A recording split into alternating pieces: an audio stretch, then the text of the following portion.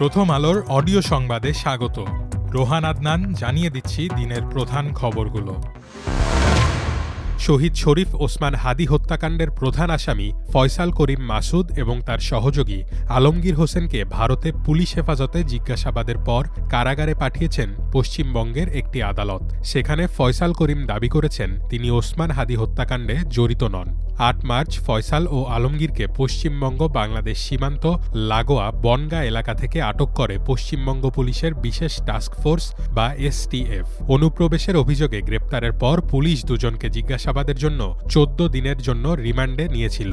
জিজ্ঞাসাবাদ শেষে রোববার ফয়সাল ও আলমগীরকে পশ্চিমবঙ্গের উত্তর ২৪ পরগনা জেলার বিধাননগর মহকুমা বিচার বিভাগীয় আদালতে হাজির করা হয়।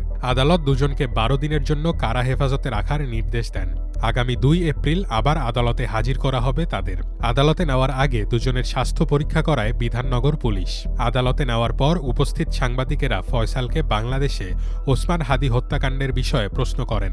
জবাবে ফয়সাল বলেন, আমি এই কাজ করিনি, এসব কাজের সঙ্গে আমি যুক্ত ছিলাম না।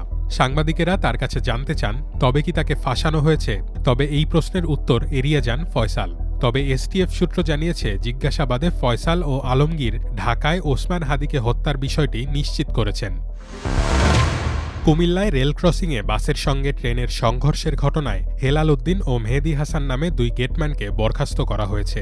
প্রাথমিকভাবে দুর্ঘটনার সময় তাদের দায়িত্বে অবহেলার তথ্য পেয়েছে রেলওয়ে কর্তৃপক্ষ।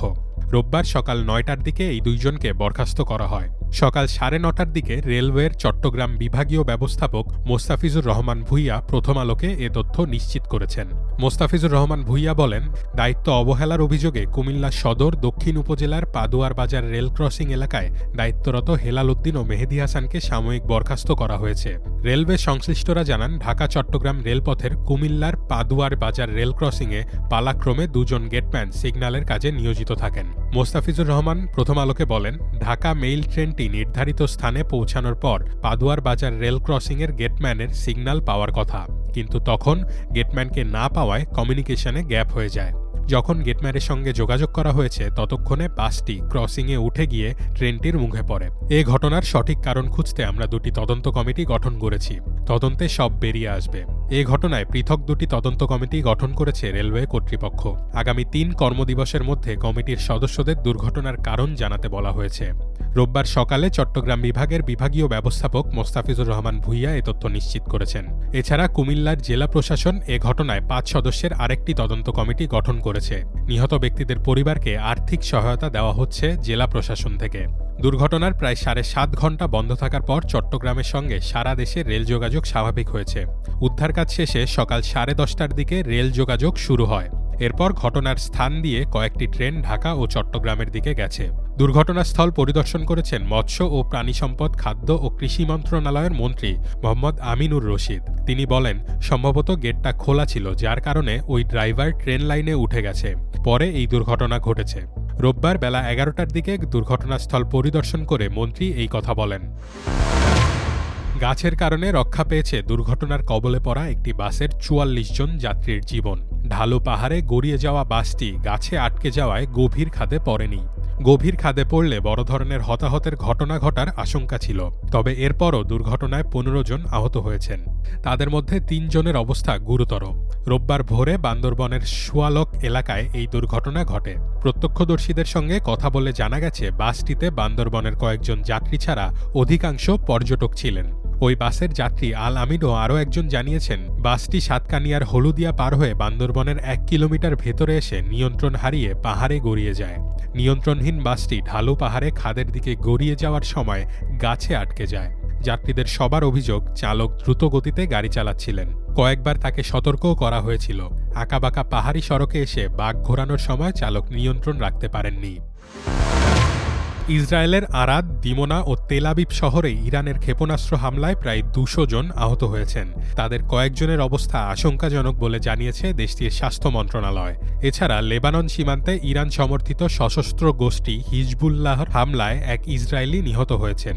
ইসরায়েলের স্বাস্থ্য মন্ত্রণালয় জানিয়েছে, ইরানের সঙ্গে যুদ্ধ শুরুর পর থেকে এখন পর্যন্ত অন্তত ৪,২৯২ জন আহত ব্যক্তিকে চিকিৎসার জন্য হাসপাতালে আনা হয়েছে।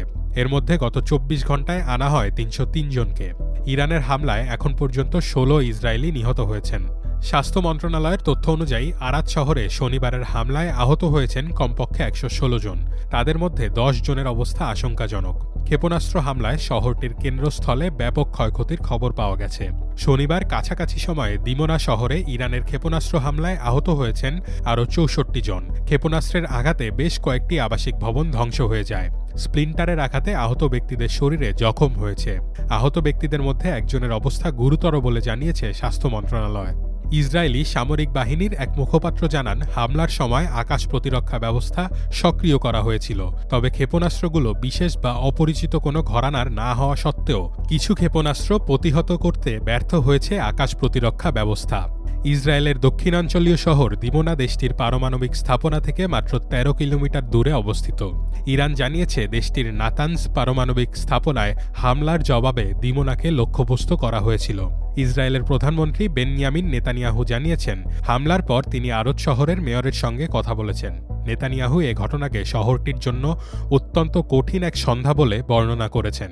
ইসরায়েলি সংবাদ মাধ্যম হারেৎজের প্রতিবেদনে বলা হয়েছে, রোববার ইরানের ক্ষেপণাস্ত্র হামলায় তেল আবিবে একজন মারাত্মক আহত হয়েছেন। আয়োলান হাইওয়ে ও পার্শ্ববর্তী রামাত গান শহর সহ ৬টি স্থানে ক্ষেপণাস্ত্রের ধ্বংসাবশেষ পড়ে আরও ১০ জন আহত হয়েছেন।